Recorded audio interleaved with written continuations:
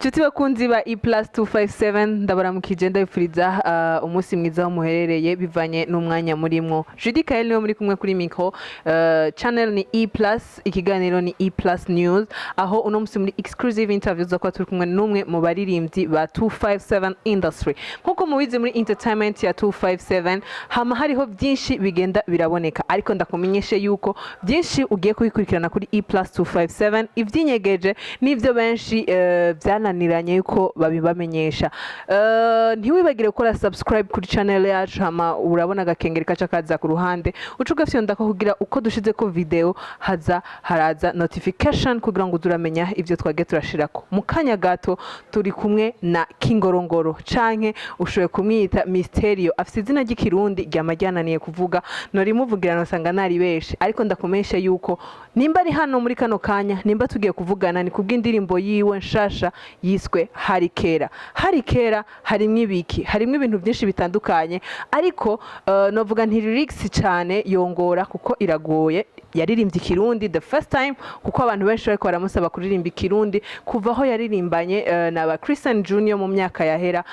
Ntiyari bwasuye guduha indirimbo indi y'ikirundi. Ikirundi rero yaririmbye sinzi niyo yagikuye, n'ubu ndaciyumvira umuntu we yarashoboye kumwandikira, ariko ngira araza kutubwira uwo yaramufashije kugira ngo ashobore kucandika. Ariko kandi hari ibintu byinshi cyane byari byinyegeje muri kahise ka Kingorongoro, novuga uko abantu benshi ntibari bazi ivyari ivyo. Mugabo no munsi imbere ko dukora ikiganiro cacu yatwemereye ko agiye kutubwira ivyari vyinyegeje, ivyo benshi bari bashaka kumenya kuri Kingorongoro hamwe na management yahoramo. Yatwemereye ko aza kubitubwira mu kanya gato gusa. Ntuve kuri E+257.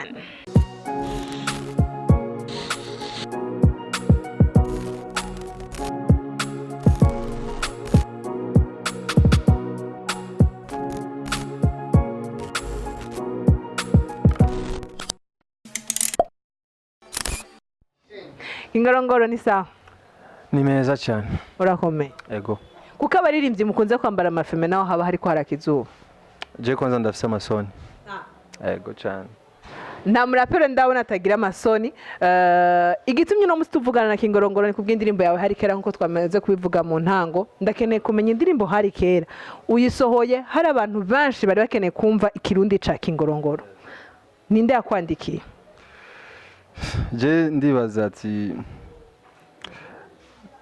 nta munsi n'umwe ndaha umuntu ngo ati ngo nyandikire indirimbo canke mu Cyongereza canke mu Gifaransa ndashobora gusaba nyene uwo mfasha.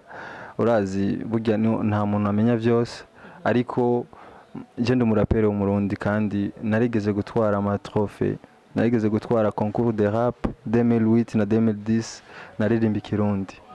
Harikera nimba nayishize ahabona ubu nuko nashaka nyene abantu bazi yuko je ndirimba igiswahili cyo nyene bamenye ko nanje ntegerezwa kandi nshobora kuririmba ikirundi. Yego. Kingorongoro no muririmbyi tutari dukunze kubona mu makolabo n'abaririmbyi b'abarundi. Kuki Vishu Peace and Love? Apana kuvuga ati ngo ego cyane. Ubu ntanguje Vishu, ndafise projet yo gukorana n'abandi ba Natasha, ndafise projet yo gukorana na Kidumu turiko turabiyaga. Vuba murashobora kumva izindi ndirimbo, izindi collabo nakoranye n'abarundi. Ego. Vishu mukoranye nyuma yo gukorana indirimbo na Farious Big na MB Data n'abandi baririmbyi batandukanye, ariko ndakeneye kumenya kuki wavuye muri babandi bakora imidiho mumenyereye imisi yose mwa muri ko murakora ukaja gukorana no muririmbyi akora ibintu vya karaoke, ibintu vya live music. Mbega Harikera wifitiye projet ko turayiririmba live canke bizoguma ari vya bindi nyene turi kuri stage ni bitu yaza? Ya cyane gose. Kwanza Vishu n'umuntu kandi yisoneye, n'umuririmbyi afise ikibanza ciwe kimukwiriye. Kuba naririmbye Harikera ni sindirimbo ya nouvelle génération, ni indirimbo irashobora kuba ari ya nouvelle génération kuko umuntu wese afise kera yiwe, ariko iryo ndirimbo novuga ati umutama yoyumva, umuntu akuze ari hagati na hagati, twebwe imiyabaga twese twokumva kuko twese dufise kera yacu. Sasa kuba nakoranye na Vishu nashaka kwerekana iyindi sura yo gukuza umuziki. Urazi shobora kuririmba woza wombona nkaririmba ile ariko umuntu akuze yumvise akavuga ati ibi ni vya bindi vy'abasore ariko niyumva hari kera akumva vishu ingene arimwo sinzi ingene bavyita mu kirundi kubongoza n'abari guhibongoza sasa umuntu wese aca yumva ati iyi ndirimbo irakuze ntabwo ari indirimbo icavura canke ikivuka yego cyane. indirimbo ni hari kera ibirimwo ni byinshi bitandukanye ariko harimo umurongo washizemwo abantu benshi bakunze kuvuga je mwenda usubiremo ntavyo noshobora aho uvuga ngo sinzi ngo hari kera aho nari kumwe nariko ndakorera muri ndashaka umbwira aho hantu ngene ho haririze je ibintu bya rap ntavyo nzimutama uyu murongo umenga ntawonzi nukuri hari kera ubu twarahinduye systeme na strategie muhira ducana amatara nitugicana buji hari kera ata amakara twacana ibitiritiri gushure nkatonda niziye ku ndidiri hageze akaruhuko nkarya ubugari bukaranze aho ntibagiye ko naraye ku buriri bushinze so ako nakahise kanje kanje yes kukuri kuko jewe ujya narakinyakamari jewe naravuza ingoma bijya byo mu quartier kuvuza ingoma kabisa ukamamagara ati we petit kuyapa nkagutambira umuziki asha udasokoroye 500 mu mufuko ego gusa icyo gihe twabikora kubera ubuzima yes kuvuga yuko iwacu twari tubuze amahera yo kujya ariko wasanga generation yacu yose ari generation yo kurondera ubuzima ni nkuko usanga abana bose barondera ivyuma kugira baronke amahera twebwe rero twarondera amahera biciye mu ngoma mu kuvuza ingoma mu makartier kamereza icyo kingorongoro nkatanga avuga ati ntacyo ndaza kugenda kugura badge yahajya yego. uyu ni Mysterio afise ibintu byinshi vyinyegeje ikintu kimwe gusa coba cari kigize kandi kumurondera kwacu muri E+ nuko twari dukeneye kumenya ukuri kwivavanura giwe hamwe na management ya Trust Nobody yabanye na Kingorongoro ikiringo c'umwaka ntihenze aho cyari kiringo yakozemwo amakolabo menshi n'abaririmbyi bo hanze amwe yarasohotse ayandi ntiyasohotse aho mbere Kingorongoro nibuka agisohora indirimbo ex girlfriend yaratwemereye ko afise izindi ndirimbo zishika kuri zine zitarasohoka muri izo ndirimbo zine yaraduhayemwo bonus imwe y'indirimbo yiswe Kiraka mugabe nyuma yo gusohora Kiraka yarakoze concert kuri Trebeka aho yariko arasohora indirimbo Woza Wombona umva bisigura yuko mu ndirimbo zinere yatwemereye inyuma ya ex girlfriend hasohotse indirimbo imwe gusa izindi ndirimbo zitatu ntituzi iyo zagiye ntituzi ivyahabaye mbega mu gihe duheruka kumva yuko manager wa Trust Nobody ariwe Wanda the Hero yavuze mu kiganiro cabaye kuri no musi wa mbere hari ku musi wa mbere tariki 24 ntihenze muri IAC Live Media Synergy aho yashoboye kuvuga ati kubona Kingorongoro yaravuye muri Trust Nobody ni kubw'ubwana afise mu mutwe canke ngo ntatahura ibikorwa arimwo mbega Kingorongoro wewe abivuga kwiki uno mwanya turashaka yuko atubwiza ukuri icatumye ava muri Trust Nobody nimba atari ibanga.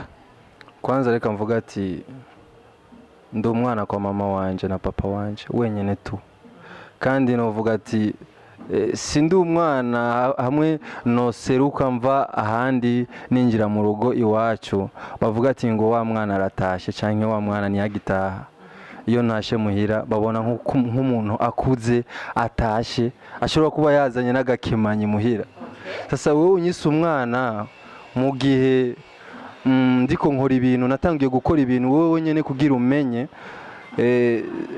wamenye sinzi ngeno bivuga wamenye kubera ibikorwa byanje nikorera je nyene ntafashwa n'umuntu canke ntagiri mbo ibintu byose tuvuga ati we nimba wansinyishije muri label yawe wansinyishije nk'umwana mutoyi waje nkura kwa mama unkwega ati uyu mwana reka ndamutore nzomwiyonkereza apana so kuba nyita umwana naberekeze ngaho kuko sindi umwana ndakuze ndafise n'ubushobozi bwo kuvyara amahasa ubunyene ngo arafise ubushobozi bwo kuvyara amahasa ariko ntaratubwira icatumye ava muri Trust Nobody mbega n'igiki cyo cyaratumye Kingorongoro ava muri Trust Nobody aho yavuga ati I'm satisfied ndashitse numva ndi ndi rempli mu gifaransa nduzuye sishaka kuvayo ndashaka kumenya ni igiki cyatumye uva muri Trust Nobel Gahingorongoro. Kujiuzulu binakuwaga. Kujiuzulu mu Kirundi bavyita ngo iki? Kwiyonkora. Byaba yego cyane. Okay. Nariyonkoye ndavuga ati naho turiko turaja, naho mbona ndiko ndaja, naho mbona ndiko ndashika. N'abahoze bamfasha kera, aba journalist, aba promoters, nibakimfasha kandi kubera baca bashaka ko bica muri management canke je ngiye kuvugana nabo ugaca usanga inimihari iratanguye ati wowe kuri kurakora ivyo mu gihe hari abantu babijejwe. Sasa naciye mbona kumenga ndiko ndatakaza career yanje, naciye mbona kumenga umuziki wanje uri kurapfa cyane. Horo umugambi wo kwiyonkora n'ubundi ndiko ndakora neza, umuziki wanje uri on trending, abantu bariko barawukurikirana hariya muri E-Vibe kama kawaida. Uno munsi harabaye impinduka, Trust Nobel baragutoye kandi wogenda. Sindavyibaza. Kubera Sindavyibaza na gatoya.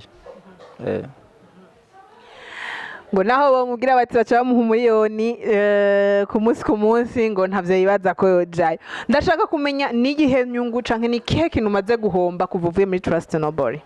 Na kimwe ndahomba, gusa ubu ndunguka kuko umuziki wanje ubu ndawufata nka business. Umuziki urandiha, umuziki urama icyo nshaka, ukandihira inzu, ukanyambika, ukandisha.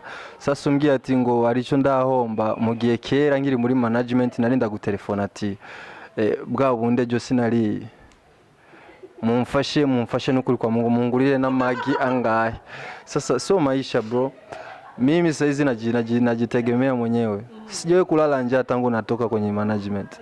Yes. Ngo ntarigera arara inzara kuva avuye muri management. Imbere ko turangiza ikiganiro cacu ndakeneye kumenya mbega Kingorongoro muri kino gihe ariko ategurira iki abakunzi b'umuziki ndundi? Ya icyo nobabwira ati haraheze 3 jours nsohoye indirimbo yanje hari kera, ikaba iri kuri platform za E-Vibe Music. Abantu bashobora kuja hajya canke bakadownloadinga muri Google Story application ya E-Vibe Music kugira biborohere kumva indirimbo yanje hari kera. Hama vuba inyuma y'ukwezi kumwe ndashobora guca nsohora video yayo nayo izoja kuri account za YouTube yanje, so abantu wakaye mkawakula na kuja na kishindo yani konki. Aho biboneka yuko indirimbo hari kera official audio itari kuri YouTube, hari kera aho bashira ama audio kuri YouTube, ubu unye audio zija kuri platform zinjiza amafaranga, hinjira ngahega Kingorongoro. So icyo novuga, unajua nini, je ndi umuntu maze kugenda naho ntaragenda cyane, ariko narabona abandi baririmbyi ingene bakora, ugasanga umuririmbyi nka Baraka nta concert afise ntaki, ariko tu poa yifite akaduga yani hakosi kitu. Msanii kama Country Boy yuko tu fresh, hana show hana nini, lakini kuna platform fulani hivi zinaoingizia hela. So abarundi mujijuke cyane gukoresha platform, gukoresha application, kuko zige application zituma twebwe abaririmbyi turonka koyoko, turonka akantu gato igatuma twibeshaho. Yes. Kingorongoro babahe ko twaheruka bamukajaga? Ubu mba kwa Rwagasore. Sinzi ko nobwira abantu ku address abantu kuko je akazi kanje na pancarte gasaba. Aho mba na hano nyene nkikumusaya basi ushatse ndondera kuri Facebook, Twitter, Instagram, WhatsApp hose ndiko cyane gose. Turagushimiye cyane. Murakoze. Nizere yuko mwashoboye kubona ibyo twavuganye na Kingorongoro, kandi nizere ko mwashoboye kugira subscribe hama kagakengera, nizere ko mwagafyonze ko, ariko ntimwibagiye kugira comment kuri no video muvuga ivyo mwiyumvira byose bijanye n'ivyo twari ko turavugana na Kingorongoro n'ibindi byose mwiyumvira ku bwa E+257. Yari Judy Kael, hama hariya inyuma na kumwe na Kali Amore canke Kali Pro uko mwita kose bivana nawe, ariko numwe mu producteur nkuko nabibabwiye yitanga cyane kandi akora byinshi byiza. So